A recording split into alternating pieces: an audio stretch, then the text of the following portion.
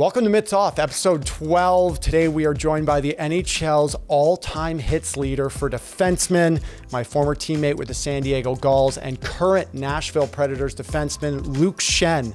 An incredible story of perseverance and dedication to the game of hockey. One of the great guys in the game, a guy that's been down and out multiple times and has bounced back and is now a two-time Stanley Cup champion. Mitts Off is powered by Sports Interaction, your homegrown sportsbook and our exclusive betting partner. Get in the action, download the app to get started, 19 plus, and as always, please play responsibly. Here he is, longtime NHL vet, couple stops in Toronto, couple stops in Van, bunch of other stops and waiver wires along the way, but I really got to know you playing in San Diego with the Gulls. Ladies and gentlemen, Luke Schenn is here. It's been a while, Schenner. How you doing, buddy? Good, man. Thanks a lot for having me. I was fired up when you shot me the text to come on. We talked about earlier before getting on here. I know you had my current teammate and one of my best buddies, Tyson Berry, on, and he was fired up to get on it too. So it's good you're getting your former teammates and some buddies, and I'm pumped to be on. Yeah, man, I appreciate it. And I should tell, people that are listening or watching, you were one of the guys, that I wanted to have on for a while, but I'm kind of figuring out in this retirement thing and working this, like, who your friends are. And man, I texted you and within friggin' seconds, you were back saying, yep, when do you need me, what time? So man, I can't tell you how much I appreciate that. It's a good thing, man. Just first and foremost, like, how's it going? First experiences in Nashville. Like, I know you're injured right now, but how's everything going so far, man? It's been a while since I talked to you. Yeah. It's been, not the best start personally, as far as, haven't played really. I played one game and then ended up getting kind of banged up and out for, this is about a month now.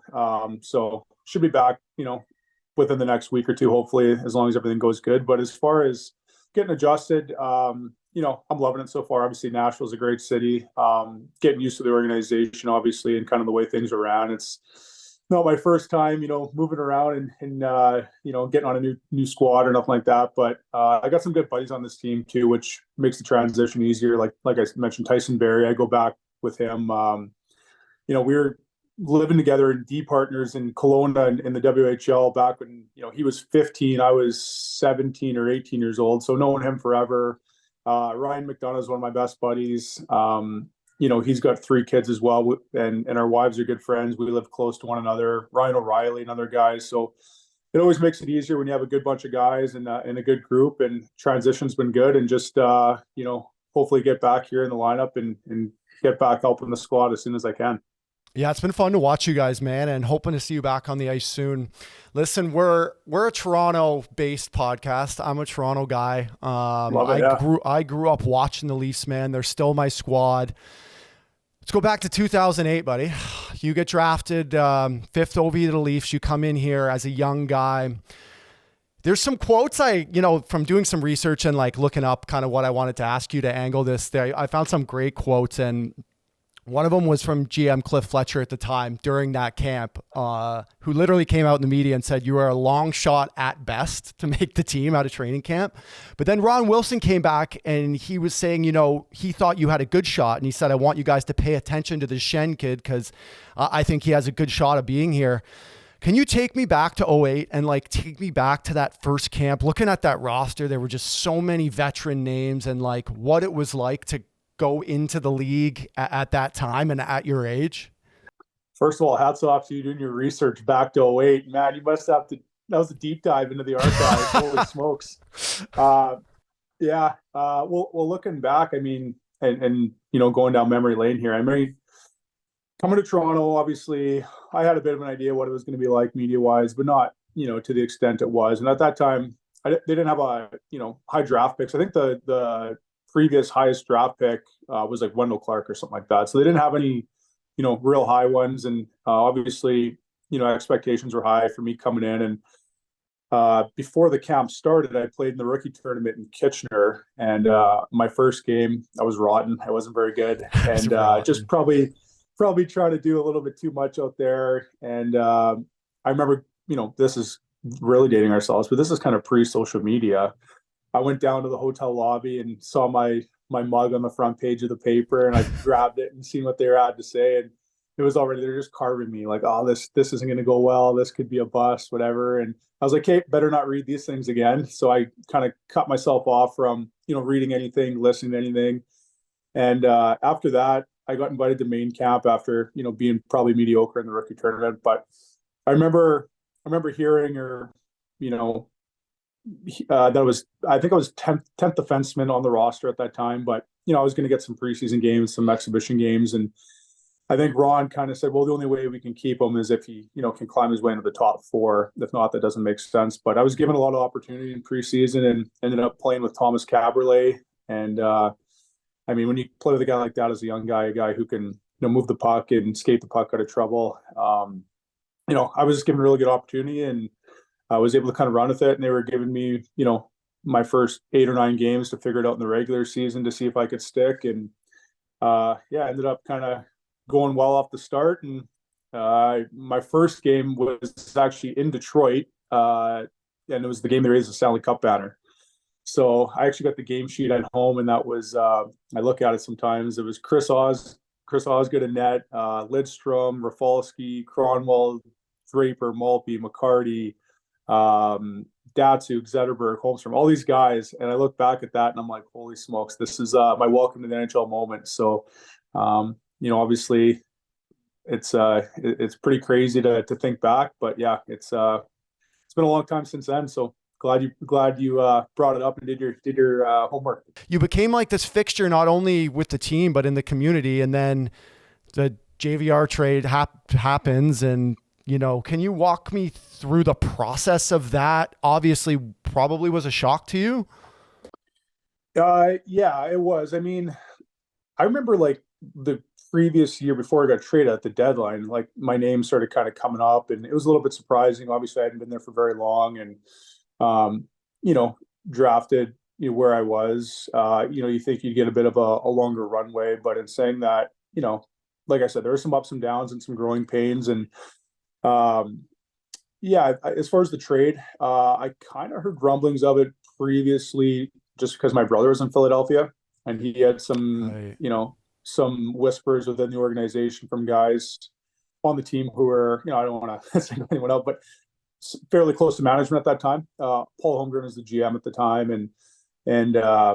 So I heard rumors of it, and I wasn't really totally expecting it. But at the same time, I knew, obviously JVR at the time, he had just signed a 6-year contract too with the Flyers, and he was going through some injury troubles himself, I think.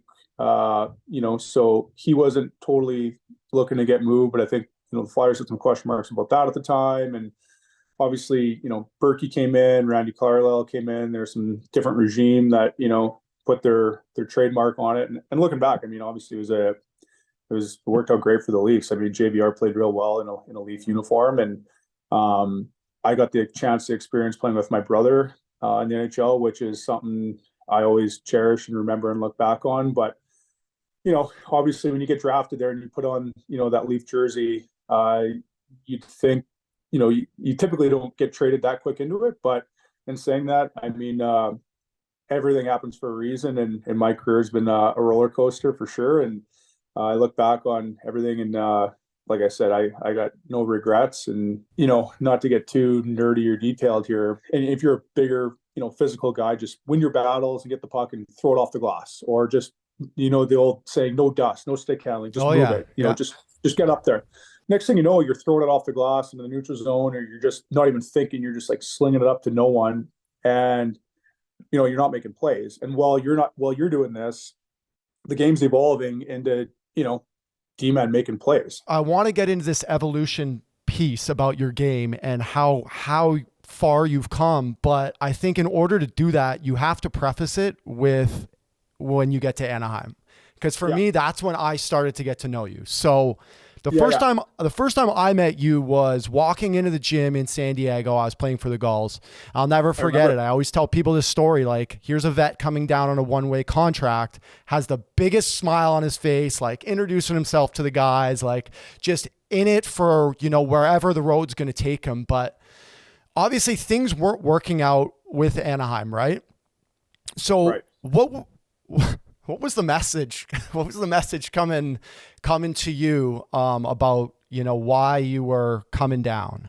Oh man, there was no message. That was the message. Like there was, I mean, I think I played maybe 7 games in Anaheim, and I was scratched for a lot of it. And you know, I don't want to say I was playing well or not, but I just kind of felt I was like, I'm not in a good spot here, and I could feel it. And it was one of those things too. I thought that coming to Anaheim, I was going to get a real good shot because the previous year they lost Boschman and Bieksa, physical defensemen, same thing. And at that time, Anaheim had a really good team. Like they had Getzy, Perry, Kessler, Cogs was still there. Like they had a really good team that potentially I thought can make a run. And things kind of just didn't get off to a good start for the team. And obviously, when you're coming in and struggling maybe a little bit in the previous year on a lower contract, you're the first one to kind of go after a little bit. And it wasn't a good fit at all. And, I think things were, not even to get into it, but for the first time in my life, I get called in and get told I was on waivers after practice. And I, never played a game in the minors at that point. I was 700 and something games in, and might have been year 10 or something like that. And put on waivers, and the conversation was, I don't recall, going to, hey, go work on your game and figure so we'll call you back up. It was none of that. It was really questioning, if you're still, able to play in this league, or if you want to even go down and all that sort of stuff, or is the game pass you by? And so, that one hurt. And I don't know if I was going to get claimed or not, but obviously I cleared through waivers, and I never really heard anyone from, anyone in the organization as far as, go down and figure it out, we'll call you back up. I went down there, and luckily enough, I had a relationship with Dallas Eakins, because he was with the Leafs my first time around. He was doing player development and then coaching the Marlies, and he ran the player development, or my rookie camp, I think, when I first got drafted there. So I had a bit of a relationship with him, and I go down there, and I drove down to San Diego thinking, and I grabbed my gear, and actually my parents were in town at the time. I drive to San Diego with my dad, and I'm the whole time thinking like, this could be it. Like, what am I doing here? And so I drive down there, and I'm the first one at the rink, and I go talk to Dallas, and he says, come into my office. And he goes, okay, how Dallas sounds. Listen, kid. He goes, listen, Big boy. I'll help you get back to, he goes, you come down here, help us win some games, put in a good attitude, positive. I'll do whatever I can to make calls around the league. We'll get you back. But he's like, help us win some games, and like, give me every excuse, every reason to like, for me to, start helping you out if you help us out. At the same time, St. Louis was in last place in the league, and my brother was struggling, hadn't scored in like probably 13 or 14 games, but Ryan O'Reilly was having a lot of success. And O'Reilly told my brother, hey, why don't you try giving Adam Oates a call? He's helped me a lot. So my brother called him. He kind of started catching fire a little bit, and fast forward, not that it's because of Braden or whatever, but St. Louis goes and they end up winning the cup that year. And, Braden helped contribute to that. But Adam Oates, said to my brother after working with him for like a couple of weeks, he's like, I never go looking for clients or nothing like that, but I got to ask, like, what's going on with Luke? Like, I used to coach against him, when I was in Washington and New Jersey. He's in the minors. Like, what's going on? So I gave Oatesy a call. And as I gave him a call a week later, Anaheim traded me to Vancouver, and I had to start in Utica. So that's when I got Oates to come work with me in Utica. And that's kind of when I on top of, playing in San Diego and working with you guys and the group there in Dallas and the coaching staff, I think Adam Oates is a huge part of it, on top of, my time in San Diego. Yeah, I read a big article where you talked about Oates and his influence, and it's just so interesting, right? Because you've been in the league since 2008, and I feel like the game has changed and evolved so much around you. But you've really like stayed true to yourself and the player you are. And the one quote you said was, you don't have to reinvent. My thought process was to evolve. That's so interesting. Like, how do you evolve? How have you evolved? Well, like, just to connect the dots as far as like, what previous coaches, I told me to like to not handle the puck and just get it and flip it and like defend and like just play strong. Like he's like, no, that's crazy talk. He's like, you're not going to last unless you know how to handle the puck. So he's like, in his head, he's like, first of all, every coach who's had their hands on me is like, you got to work on your skating. So then what am I doing? Like, okay, I'm spending time after practice or in the off season, and I'm working like on my edges, and I'm working on my pivoting and all that sort of stuff, which is important. But he's like, realistically, at 30 or 29, 30 years old, 230 pounds, like you're probably not going to change your stride and get a hell of a lot quicker to stay in the league for another, however long. So he's like, let's start thinking the game so you're not in a foot race every single shift by the way your positioning is on the ice, but also too, like the handling of the puck. He's like, to me, the hardest play in all of hockey is a defenseman going back for a puck under pressure, like off a rim or a dump in, because like, the puck's spinning, it's rolling, it's, whatever. And you got a guy on your ass trying to, put you through the glass and eliminate you. But like, where's your partner? Where's their F2 and F3? Like, you got to make all these plays under pressure. And if you can't do that, well, then your leash is like that long with the coach, because you got to go back and make a play. And so what is always stuck with me is like, what does every coach, every GM in the league talk about what they want from a defenseman, like a puck moving defenseman? Everyone wants a puck moving defenseman, but in reality, there's probably 20, 30 quote puck moving defensemen in the league where, like, take example like Makar or Quinn Hughes or Heiskanen or Hedman, guys like that, where like they physically skate the puck out of their own zone, like skate out of trouble, or they make can snap it 40-foot tape to tape stretch play or whatever. But the rest of the guys, you got to move the puck like 5 to 10 feet. And he's like, if you can do that under pressure and under control and move it 5 to 10 feet, well, he's like, your leash is going to get longer. And he's like, that's puck moving to me. If you can move it 10 feet under pressure, like that's puck moving. Just move it up, move it to the winger. Like, don't just get it and whack it off the glass and like turn over and you're back defending again.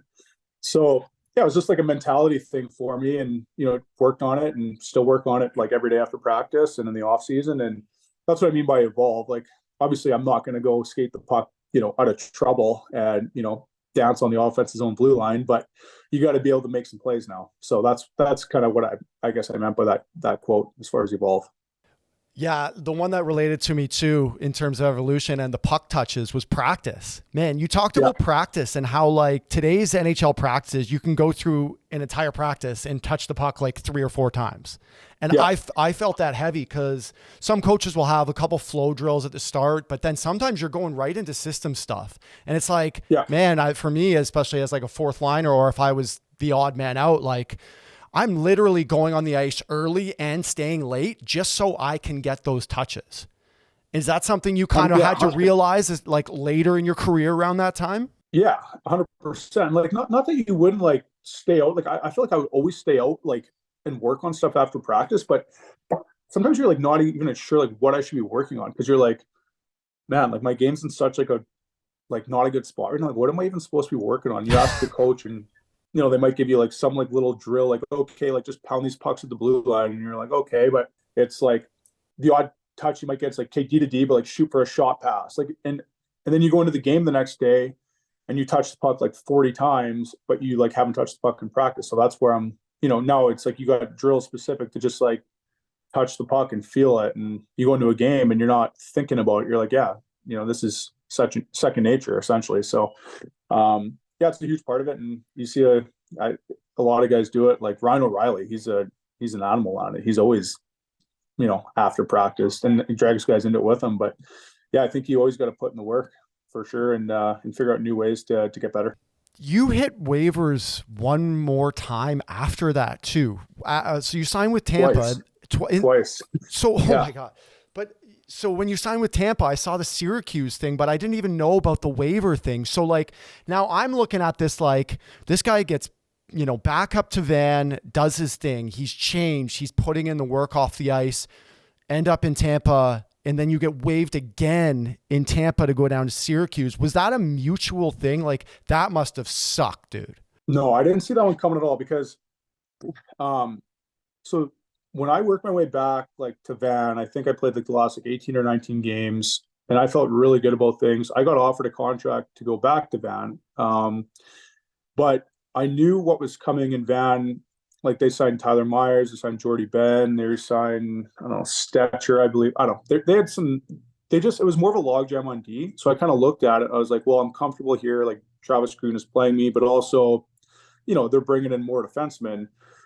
Whereas I talked to Julian Breezewell and John Cooper at free agency, and they just got swept by Columbus, 4 straight. That year they had like the record years, points in the regular season. But they said, and they were losing Girardi and Strawman and someone else, I can't remember. But they said they were watching in Van, but they wanted to get bigger and heavier on D. And in my mind, I was like, well, this seems like a better fit as far as, just numbers, right? So, and on top of that too, I thought they were actually close to winning, even though they got swept. Obviously had to make some tweaks along the way, but so then I get to Tampa. I play, I think like maybe 2 or 3 preseason games and move my wife and son down there. My wife was pregnant with our second. We get settled, move into a place, and I play like 2 or 3 preseason games. And Julian Breezewell calls me into his office and he's like, "You're going to go on waivers and you're going to go down to Syracuse." And at that point, I was like, well, I'm not sure about that, just because I just kind of grinded my way back from the minors. I thought I was ready to play, and I wasn't really given a great opportunity. And he explained to me, like, listen, you're going to be back. We're dealing with some cap issues in Tampa, like they always are. And you just got to buy us some time here.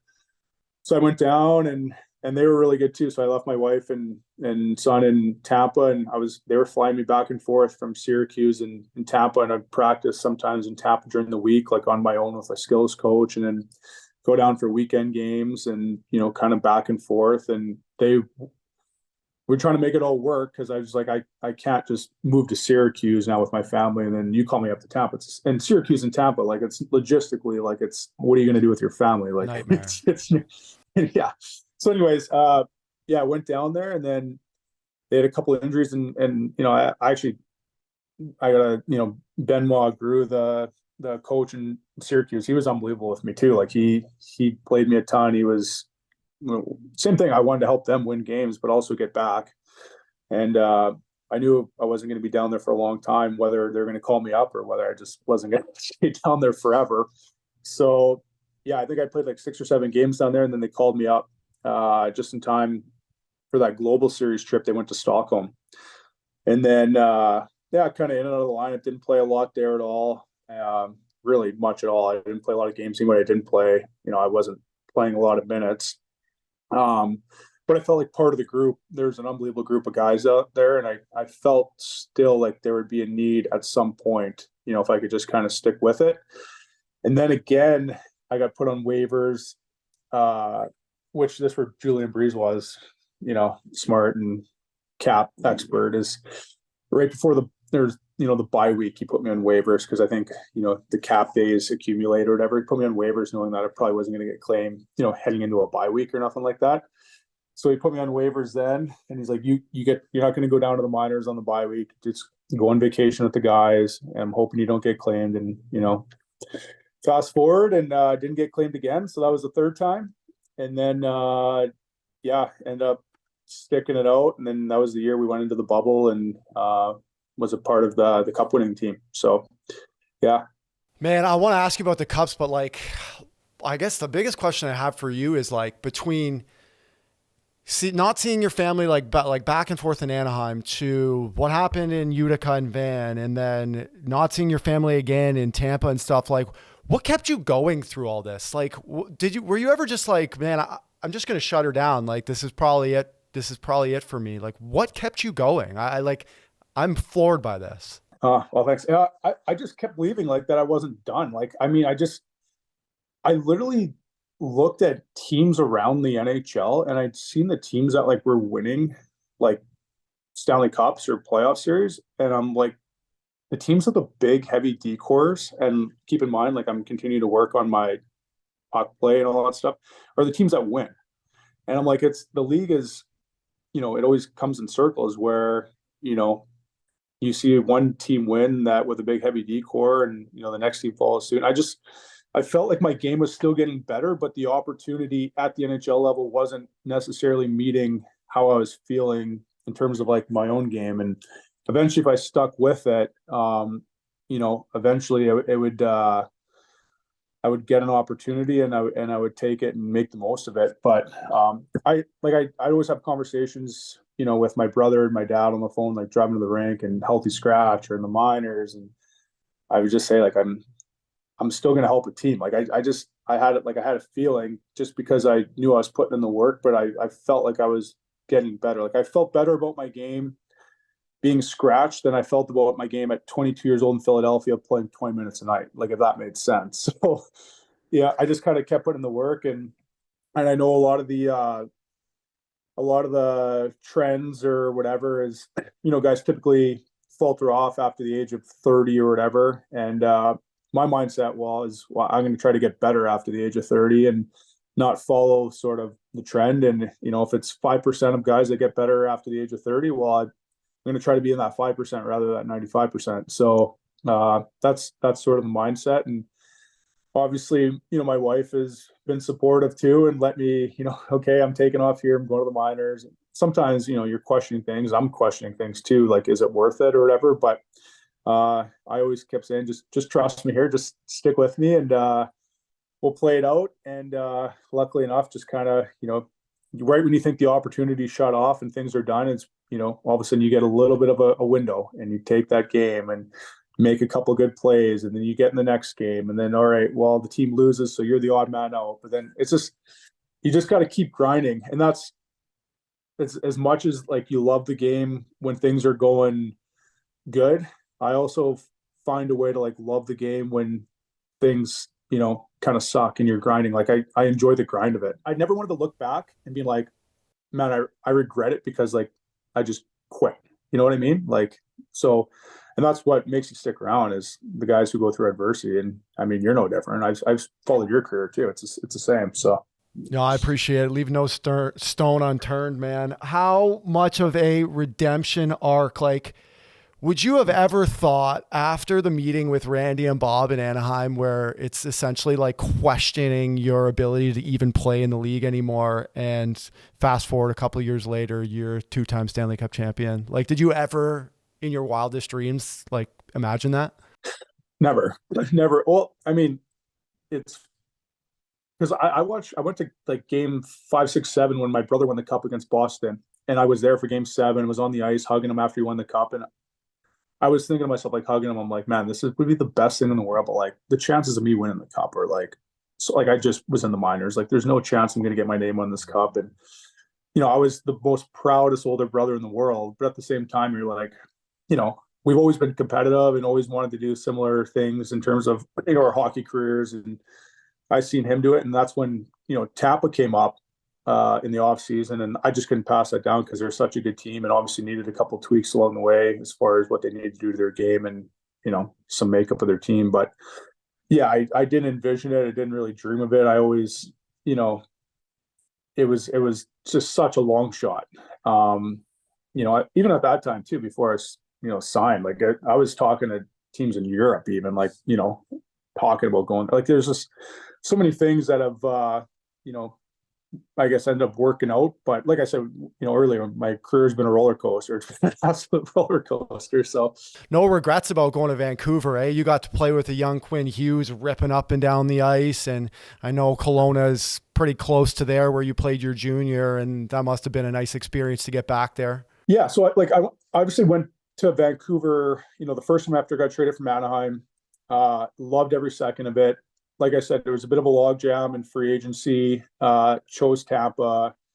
Basically didn't think Vancouver would ever be in the plans again because, I think they did give me my second opportunity, and then I kind of went another direction. But I thought, just best decision as far as, opportunity. And then 2 years later, I thought it was the best decision to try to go back when they offered a contract because of opportunity once again. And that didn't go off, that didn't start the way I wanted to either. I think I got scratched my first 5 or 6 games of the year in Vancouver under Greener. And, we were off to not a great start, but I was not playing, and we had some tough conversations as well. And you know, eventually I got back into the lineup. I think I played well. The team lost. I got scratched again, and then I ended up getting in a couple games, and then eventually, like, my goal always was, because I played with Quinn Hughes when he first got called up my first time there as well. We had some success together, and my goal going back to Vancouver was to try to, obviously get an opportunity to play with him again, because I just think, obviously, you get a chance to play with a guy like that. A lot of it, as as a player, it's it's a large part of who you play with, and I'm not naive to think that we had chemistry and it worked well together. But also too, like, he's like a little brother in a way too, where we have a great relationship. But also, what I respect about him too, and there would be times where I would think he's missing an assignment in front of that, not boxing a guy out or not being hard enough in the corner. So I come back to the bench and give it to him a little bit. And then the next shift, I'd come back to the bench and he'd be giving it to me like, you just shot it down the wall in the ozone, like, snap it over to me. Like, what are you looking at? So we had a good relationship like that. And yeah, it was awesome to get the chance to play with a guy like that. And, my thought process, and I told my wife this, like, we're going to go back to Vancouver, sign a 2-year deal, and hopefully, play another year or two and stay close to home, close to family. And this is the place we're going to end up. And yeah, I enjoyed every minute of playing in Vancouver, playing with him. Obviously, team wasn't doing well for a couple of years. New management, new coaching staff comes in, and you all of a sudden you're a trade asset. So that's the way that shaped up. So trade asset, buddy. I mean, I remember hearing the rumors start to float around, especially here in Toronto. Like, you were exactly what the blue and white needed on the back end. So you start hearing it, you start think about it, but it actually happens. And like, what a full circle career moment, man. Like coming back to the place you're drafted, whatever, how many years, 12, 13 years later, what a moment for you, man. And I know your wife was she pregnant at the time or something? She was due like at the deadline. Yeah. And I got traded like a week before or something like that. So that was stressful, but still a pretty unbelievable moment for you to get to come back. Yeah. Yeah. And like, which is funny, because I always thought, for whatever reason, I always thought like I was always going to play again in Toronto, but I always thought I would like to play again in Toronto, but you never think it's going to happen. And then a couple times too, like, I'm on waivers and I'm looking at, Toronto's decor at the time. And I always thought, I'm like, man, I think I could really help this decor. And then, I'm passing. I always tell my agent, call Dubas. Like, I think, like, I'd be perfect. And then they'd pass on me in waivers. And then the next time I'm going waivers, I'm like, how about Toronto? Like, I'm just like looking, I'm like, I just think there's like such like, a little hole here that I think I could, but I think based on history and the way things ended up, they're probably, I don't know, scared to take that chance or whatever. And then when I started hearing I was potentially going to get traded last year at the deadline, and I heard, potential teams, and obviously my agent's kind of doing his background work and homework, and Toronto's kind of in the mix, but I'm like, well, they've passed on me in a couple times, and probably not going to work itself out. And then for it to actually happen, I was blown away. I was like, butterflies in my stomach. I couldn't believe I was getting the chance to go back. And I know, like, in my mind, I had good relationship with the fan base, and I think, like I said, some ups and down times, but I always felt like such a connection with that fan base and that organization that I know there's going to be mixed feelings going back to Toronto, but I felt more prepared and way better about things heading into it this last time around than, obviously being young and naive as a young 18-year-old. What do you mean you were more prepared mentally than when you were younger, maybe? What do you mean by that? I think, like, as a young guy, you're almost like scared of what could happen. And like, okay, if I don't live up to my potential, or, are they going to be on me, or what are people saying? You're just kind of like more worried about everything else that's going on. Where this time I came around and I'm like, I've got absolutely nothing to lose. Like, I've been to the minors, I've cleared waivers, I've been a healthy scratch, and also I've won the cup. So like, I'm not fazed by anything that's coming my way, because like, I've already had the highs of highs and the lows of lows, and I was way more confident in myself, but I also was more not afraid of like failing. I was just like, I'm totally confident what I can do. And if I make a mistake, you know what, I've already gone through some shitty times. And if I do good, I mean, I've already felt the feeling of what it's like to be on top as far as team wise, and I'm just going to enjoy every minute of it. And that's literally what I did, and I loved it. What a great attitude, man. I'm sure there's some kids listening. I hope there's some kids listening that take that advice to heart. What do you think is so hard for these guys, especially in the playoffs last year, to get over the hump, especially in your playoff series last year, finally, slaying the dragon in Tampa, and then obviously coming up short against Florida. What's been the challenge for this group kind of getting over the hump? I mean, they have a really good group there. And last year I thought we had a team that was, gonna do well. You need some breaks in playoffs. Like, I'm not gonna do I think we're like totally outplayed by, the Panthers and losing? Like, I don't think that at all. I think they got some key opportunity, or like some good timely goals, but like Bobrovsky in the first and second round, like that was historically good numbers he was putting up in the playoffs. Like, you never seen save percentages like that.